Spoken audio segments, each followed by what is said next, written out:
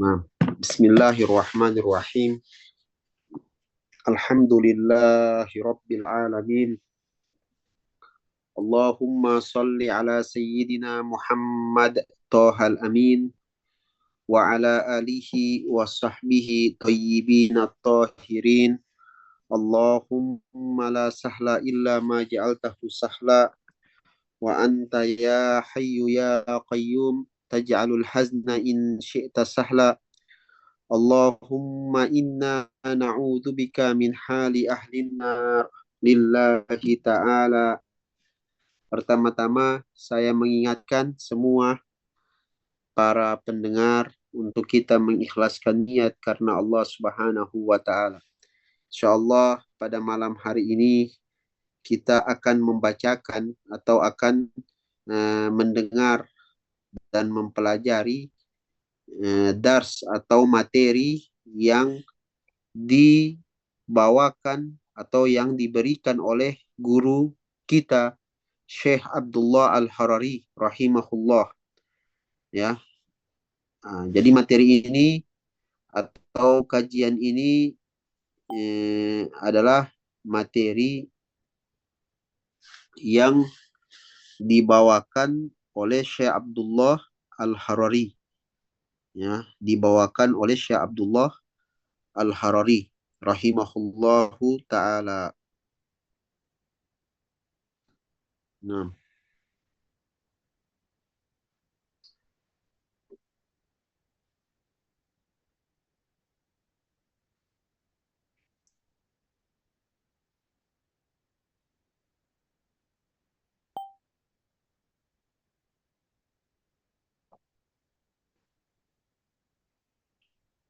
qala al-muallif rahimahullah, ini majlis atau dars atau materi yang diberikan oleh Syekh Abdullah. Ya, Syekh Abdullah adalah guru daripada guru-guru kita, ya, pada waktu di Beirut, ya, pada waktu di Beirut. Nah, beliau menjelaskan tentang tanda seseorang mencintai Allah dengan mengikuti Nabi besar Muhammad sallallahu alaihi wasallam. Jadi Allah Subhanahu wa taala memerintahkan kita untuk mengikuti Nabi besar Muhammad sallallahu alaihi wasallam. Dan ketika kita mengikuti Nabi besar Muhammad sallallahu alaihi wasallam, itu merupakan tanda kecintaan kita kepada Allah Subhanahu wa taala. Jadi Allah menjadikan tanda seseorang itu cinta kepada Allah bagaimana? Dengan dia multazim, dengan dia tetap istiqomah mengikuti syariat yang dibawa oleh Nabi besar Muhammad sallallahu alaihi wasallam. Nah, bagaimana dikatakan seseorang itu mengikuti Nabi besar Muhammad sallallahu alaihi wasallam? Bagaimana seseorang dikatakan mengikuti Rasulullah? Apa cuma sekedar mengatakan saya ikut Nabi, saya cinta Nabi? Bukan. Tapi seseorang dikatakan mengikuti Nabi Muhammad sallallahu alaihi wasallam dengan akidah, amal dan perkataan, ya. Jadi kita mengikuti akidah Rasulullah sallallahu alaihi wasallam, ya, apa yang dikatakan oleh Nabi dan apa yang dilakukan oleh Rasulullah sallallahu alaihi wasallam, yaitu jangan sampai seseorang berkeyakinan berkeyakinan berbeda dengan keyakinan apa yang diyakini oleh Nabi Muhammad sallallahu alaihi wasallam. Jangan sampai seseorang berkeyakinan dengan keyakinan yang keluar daripada keyakinan apa yang diajarkan oleh Rasulullah sallallahu alaihi wasallam. Kemudian jangan juga sampai kita meninggalkan terhadap amal yang Nabi memerintahkan kita untuk melakukannya. Begitu juga pada perkataan. Jangan sampai kita mengatakan sesuatu yang Rasulullah Sallallahu Alaihi Wasallam melarang kita untuk mengucapkannya. Nah, misalnya contoh pada perkataan. Misalnya memerintahkan kita ketika mengucapkan takbir dengan lafaz yang benar. Misalnya Allahu Akbar. Allahu Akbar. Nah, ini dengan lafaz yang benar.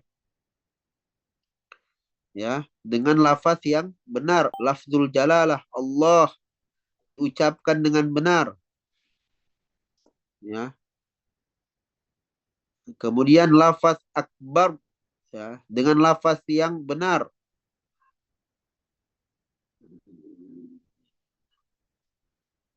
Maka tidak boleh seseorang misalnya menambah-nambah daripada lafzul jalalah atau mengurangi. Sebagian bahasa itu mengucapkan Allah dengan seperti ini. Allah. Nah, ini tidak benar.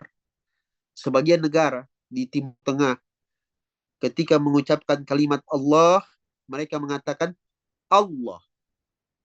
Nah, ini tidak benar. Kenapa? Karena kehilangan mat pada lafzul jalala, pada huruf lam pada lafzul jalala. Yang benar adalah Allah, bukan Allah. Ya.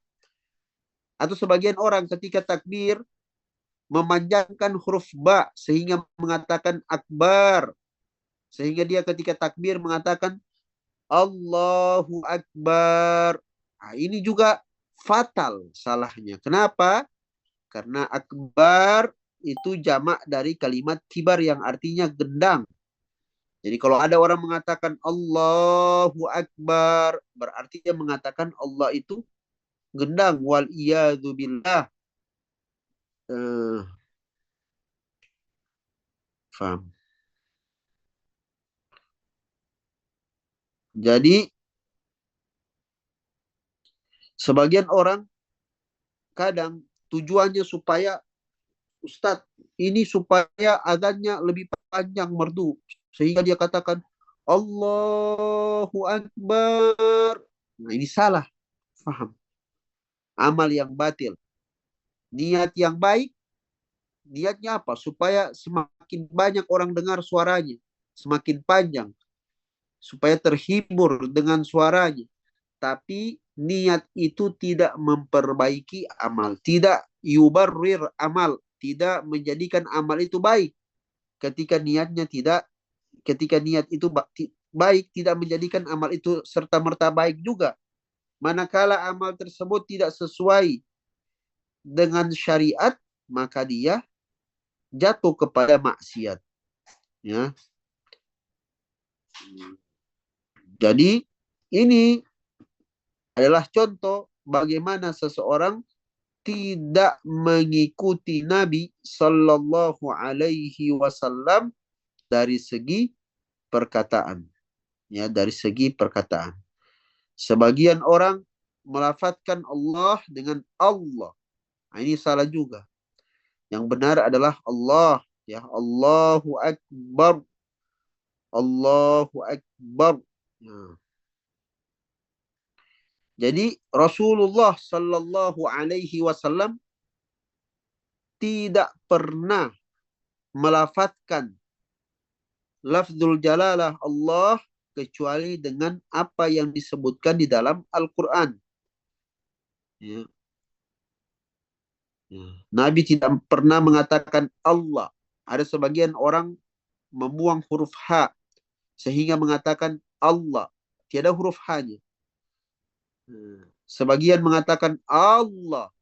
Ini semua lahja atau logat. Kalau kita logat ya. Kalau di Bugis kan Makassar ada logat Makassar. Kalau di Palu ada logat Palu. Ya, orang Maluku juga bicara dengan bahasa Malukunya. Itu tidak bisa menjadi uzur atau alasan untuk kita melafazkan lafzul jalalah itu dengan tidak benar. Ya. Wajib hukumnya kita mendatangkan lafzul jalalah itu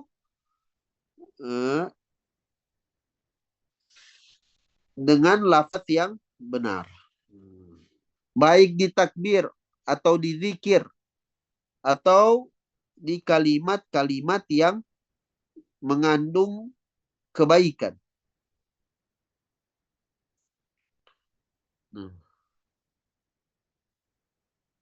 Nah.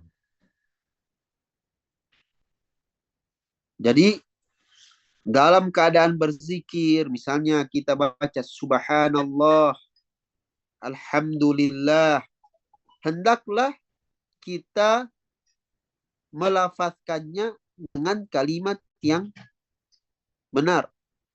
Ya. Hatta walaupun seseorang bersumpah, wallahi, jangan dia ucapkan, wallah. Sebagian orang mengatakan, wallah, wallah, wallah, wallah. Ya, tidak melafazkannya dengan benar. Bahkan kalau bersumpah pun, seseorang ketika melafazkannya itu, hendaklah wajib hukumnya dia melafazkannya dengan benar. Wallahi, tidak bisa wallah, wallah. Begitu juga kita bicara dengan orang, Allah, Allah. Jadi Allah bukan Allah atau Allah. Kayak gitu.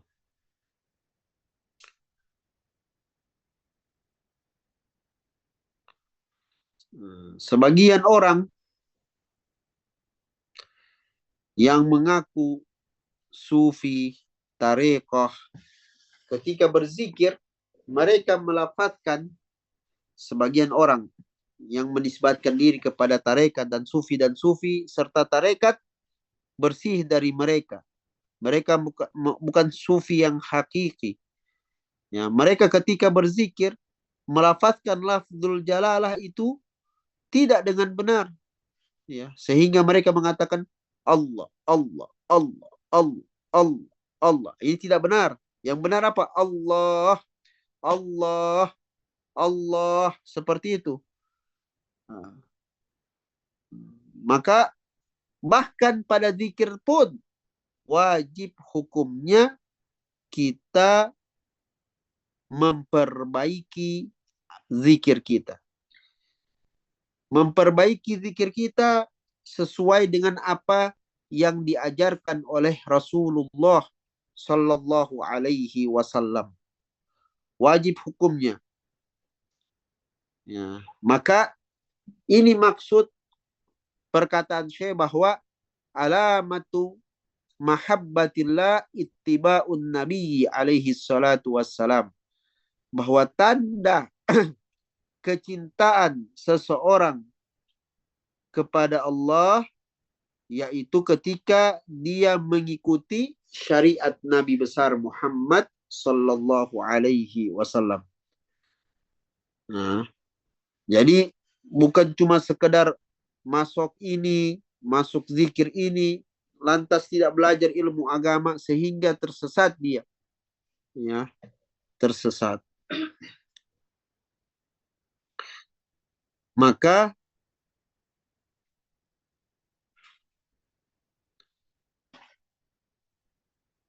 sebab paling banyak orang terjatuh pada inhiraf ini, pada kesalahan zikir misalnya, ya, sebagian orang menyangka bahwa sudah tinggi kepada dia pengetahuan dia tentang Allah kalau dia berakidah tajsim, berakidah hulul. Ini kenapa sebab orang jatuh kepada hal-hal seperti ini? Yaitu al-jahal, kebodohan mereka terhadap perkara-perkara agama yang wajib. Banyak orang sekarang, sebagian orang berakidah hulul. Ya, banyak itu. Apa itu akidah hulul? Akidah hulul itu mengatakan bahwa puncak pengetahuan seseorang ala za'mihi menurut mereka bahwa puncak pengetahuan seseorang dengan Allah, kata mereka, yaitu puncak pengetahuan seseorang kepada Allah, kata mereka, ketika zat dia waliyadu billah bersatu dengan zat Allah. A'udzu billah. Ya. Ini fasadun azim. Ini kebatilan yang nyata. Ya. Dia bilang itu adalah tingkat hakikat atau ma'rifat yang paling tinggi. Waliyadu billah. Nah, ini kenapa? Sebab orang-orang yang berkeyakinan hulul seperti ini. Al-jahlu fi ilmiddin. Ya. Yaitu kebodohan mereka terhadap ilmu agama. Perkara yang wajib. Tidak belajar tauhid. Tidak belajar akidah. Tidak belajar bahwa Allah Ta'ala berfirman di dalam Al-Quran. Laisa kamitslihi syai'. Bahwa Allah Subhanahu wa Ta'ala tidak serupa dengan sesuatu apapun.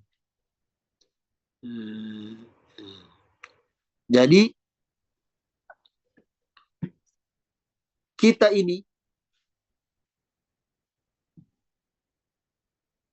diminta oleh syariat ini, oleh agama ini, diperintahkan oleh Allah untuk bertakwa kepada Allah Subhanahu wa Ta'ala. Dan takwa kita kepada Allah Subhanahu wa Ta'ala harus pintu yang pertama yang harus ditempuh adalah ilmu agama. Oleh karena itu, kenapa syahamah, kenapa majelis ini selalu ada untuk mengajarkan kepada kita tentang pentingnya belajar ilmu agama. Ya, setiap malam harus ada orang yang membiarkan dirinya tidak tahu, bodoh dalam perkara-perkara yang daruriyat, ilmu agama yang wajib, dia jatuh kepada dosa besar. Waliyadu billah.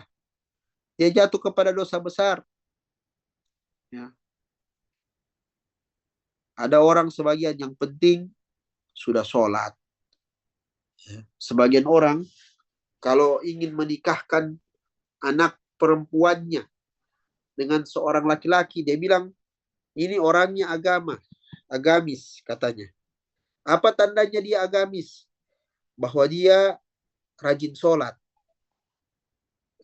Gitu katanya.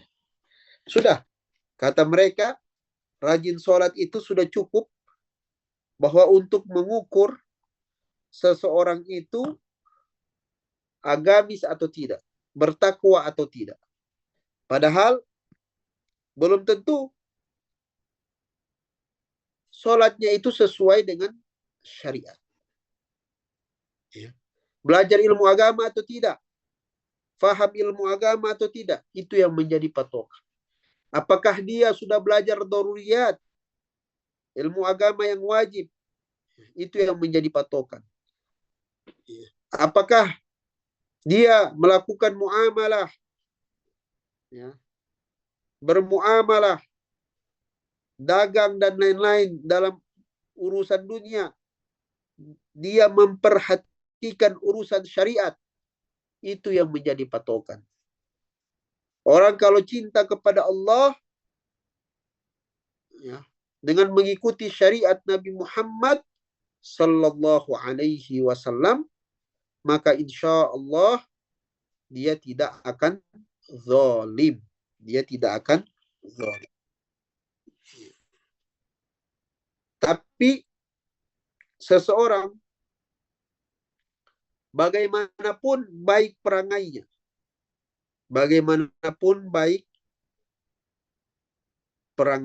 maksudnya perangainya itu yaitu kelihatannya baik.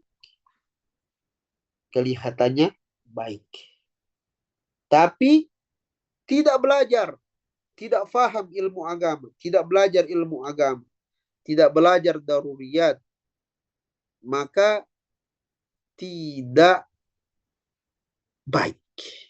Tidak baik orang seperti ini selama dia tidak belajar ilmu agama. Kenapa? Karena dia tidak faham bagaimana kebaikan itu menurut syariat. Bagaimana yang baik menurut syariat. Walaupun dari sisi zahir dia baik. Ya, tapi dia tidak faham bagaimana kebaikan itu menurut syariat. Seperti itu. Oleh karena itu, kenapa kita selalu menganjurkan orang lain untuk belajar ilmu agama? Karena orang yang belajar ilmu agama ini, perbedaannya dengan orang yang tidak belajar ilmu agama, orang yang tidak belajar ilmu agama, dia jatuh kepada dua dosa. Dosa pertama, dia tidak belajar ilmu agama. Dosa kedua, dia tidak mengamalkan ilmu agama yang wajib.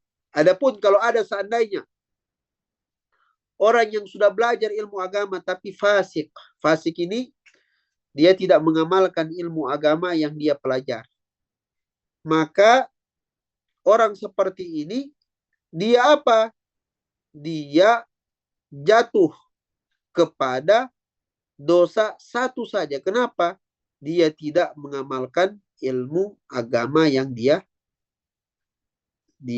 pelajari. Tapi dia sudah memenuhi kewajibannya mempelajari ilmu agama. Cuma dia tidak amalkan, maka dia jatuh kepada satu maksiat.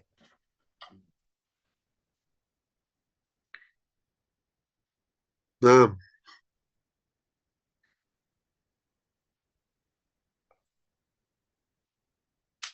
kemudian di antara ilmu agama ini ada yang paling terpenting di antara yang lain.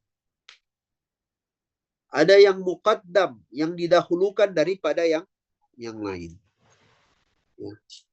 Yang paling terpenting di antara ilmu agama yaitu ma'rifatullah wa ma'rifatu rasulih. Yaitu mengenal Allah dan mengenal Rasulullah sallallahu alaihi wasallam. Itu merupakan ilmu agama yang paling mulia. Akidah, tauhid. Nah, ini yang paling mulia di antara yang lain. Sehingga kita selalu menjelaskan persoalan akidah. Ketika misalnya Ustadz Kahfi. Ada Ustadz Kahfi di sini. Selalu mengajarkan, selalu bicara tentang akidah. Bukan maknanya Ustadz Kahfi hanya belajar tauhid saja, tidak belajar ilmu agama yang lain. Tapi ada ilmu agama yang muqaddam, yang didahulukan daripada yang lain. Ilmu agama yang wajib itu didahulukan daripada yang lain. Ilmu akidah yang didahulukan daripada ibadah. Sehingga selalu dijelaskan masalah akidah. Selalu diulang-ulang masalah akidah. Kenapa? Karena fil i'adati ifadah. Karena ketika kita mengulang-ulang majlis ilmu agama yang wajib ini tentang masalah akidah, insya Allah ada faidah, ada manfaat di situ. Jadi selalu diulang-ulang perkara-perkara yang wajib, khususnya masalah akidah, karena dia adalah ilmu agama yang paling mulia. Laksana orang membangun satu bangunan, akidah ini laksana pondasi daripada bangunan tersebut. Ya. Kalau akidahnya tidak benar, akidahnya berkeyakinan yang fatal, tajsim, tidak ada fungsinya ibadah yang lain. Walaupun mungkin dia hafal Quran, 30 juz dia hafal Quran. Tajwidnya bagus, tapi akidahnya salah. Hafalan Quran itu tidak akan bermanfaat bagi dia di akhirat. Tidak akan bermanfaat bagi dia di akhirat manakala apa yang dia yakini itu salah. Berapa banyak orang-orang yang di luar sana berkeyakinan tajsim, berkeyakinan Allah itu serupa dengan makhluknya. Padahal mereka ini hafal Al-Quran, hafal hadis-hadis Nabi. Tapi hafalan Quran dan hadis-hadis Nabi mereka tidak menyelamatkan mereka di akhirat manakala mereka meninggal dalam akidah yang fatal tersebut. Oleh karena itu, kenapa selalu akidah diutamakan daripada yang lain? Bukan maknanya karena mereka cuma pelajari akidah saja. Bukan. Bukan maknanya, oh mereka tidak hafal Quran. Bukan. bukan tidak belajar tajwid. Tidak. Kita belajar semua itu. Kita belajar semua ilmu agama itu. Cuman ada yang namanya ilmu muqaddam. Ilmu yang terlebih dahulu diketahui sebelum yang lain. Oleh karena itu tauhid selalu diulang-ulang, dipermantap kepada kita semua. Akidah. Karena kapan akidahnya baik, pondasinya juga kokoh. Insya Allah amal ibadah juga akan baik. Seperti itu. Oleh karena itu, Rasulullah Sallallahu Alaihi Wasallam memuji dirinya,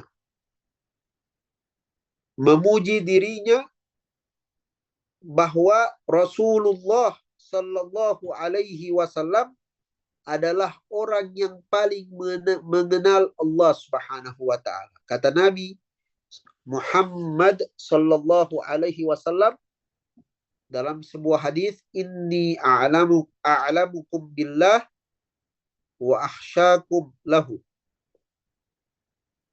Kata Rasulullah memuji dirinya, saya adalah orang yang paling mengenal Allah di antara kalian. Jadi Nabi memuji dirinya karena Nabi paling mengenal Allah, paling paham ilmu tauhid, paling paham ilmu akidah dari yang lain. Wa akhsyakum lahu. Dan yang paling takut kepada Allah. Ya, paling takut kepada Allah Subhanahu wa taala. Jadi insyaallah semua teman-teman di sini yang hadir di majelis ini tetap semangat untuk belajar ilmu akidah, ilmu tauhid, dan menyebarkannya kepada orang lain. Karena ini yang paling penting di antara ilmu agama. Ilmu akidah. Bukan maknanya yang lain tidak penting, penting juga. Cuman kita memperbaiki dasar dulu, ya, pokok dulu. Sambil kita belajar ilmu agama tentang yang wajib, tentang masalah sholat, toharo, dan lain-lain. Ya, seperti itu. Alhamdulillah di majelis ini sudah selesai ya kitab Aujaz dan lain-lain. Semoga insya Allah yang istiqomah mendapatkan manfaat daripada majelis ini. Insya Allah ini saja yang bisa saya sampaikan. Ya. Semoga bermanfaat bagi kita semua. Ya. Jadi ini semacam majelis malam ini semacam penyemangat saja bagi kita semua. Ya, insya Allah Ta'ala. Oke. Ada yang mau ditanyakan silakan. Ini Masya Allah ini hadir 42 orang.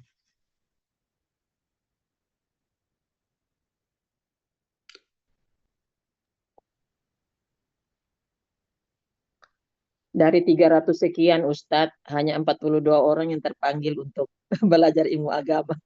Setiap malamnya, Alhamdulillah kadang sampai 50. Iya. Ini biasanya tiap malam begini Bunda, 42 orang. Iya, iya Ustadz, kadang sampai 50-an. Oh, Alhamdulillah, berarti semakin banyak. Ya Alhamdulillah, makanya saya bilang dari 300 sekian, yang terpanggil untuk belajar ilmu agama adalah ini aja semua. Dulu kan cuma 20-an. Iya. Ada peningkatan. Ada peningkatan. Peserta baru, banyak peserta baru Ustaz. Itu yang aktif. Alhamdulillah. Ya. Oke. Ini berarti bukan cuma dari Makassar kayaknya. Semua. Dari Aceh, dari Rio. Oke. Ini campur-campur sari di sini Ustaz. Oke, baik. Jadi insya Allah Bunda, ini yang bisa saya jelaskan malam hari ini. Jadi kesimpulan dari apa yang saya jelaskan tadi, pertama bahwa tanda cinta kepada Allah dengan mengikuti Rasulullah Sallallahu Alaihi Wasallam. Kemudian saya menekankan beberapa hal dalam pembahasan ini. Pertama, kita harus mengikuti Rasulullah Sallallahu Alaihi Wasallam dalam keyakinan, perbuatan dan perkataan. Kemudian saya kasih contoh tadi tentang sebagian orang yang melanggar Rasulullah dari segi perkataan. Banyak orang yang berzikir tapi zikirnya itu menyalahi apa yang diajarkan oleh Rasulullah, seperti melafadzkan kalimat Allahu Akbar dengan salah, atau melafadzkan zikir Allah dengan salah. Sebagian orang ketika bersalawat kepada Nabi memanjangkan sholli sehingga mengatakan Allahumma sholli. Nah, ini tidak layak bagi Allah Subhanahu wa taala. Nah, ini harus sesuai dengan syariat, ya. Kemudian saya jelaskan tadi tentang pentingnya ilmu agama yang wajib, dan yang paling terpenting adalah tauhid. Karena tauhid itu laksana satu rumah, dia laksana pondasinya. Seperti itu. Semoga insya Allah kita selalu diberikan semangat untuk selalu hadir di majelis ilmu agama, ya, dan selalu dikaruniai himmah, ya, dan taufik, sehingga Allah jadikan kita selalu belajar dari guru-guru yang terpercaya, yang thiqah, yang sanadnya bersambung sampai kepada Rasulullah sallallahu alaihi wasallam. Barakallahu fikum wa ahsanallahu ilaikum wa jazakumullahu khaira. Nuhallil wa nusalli ala nabi. La ilaha illallah. Allahumma salli ala sayyidina Muhammad wa ala alihi wa sahbihi wa sallim. Rabbi ghafirli wa liwalidayya wa lil mu'minina wal mu'minat walhamdulillahi rabbil alamin. Oke. Bunda? Ya Ustadz.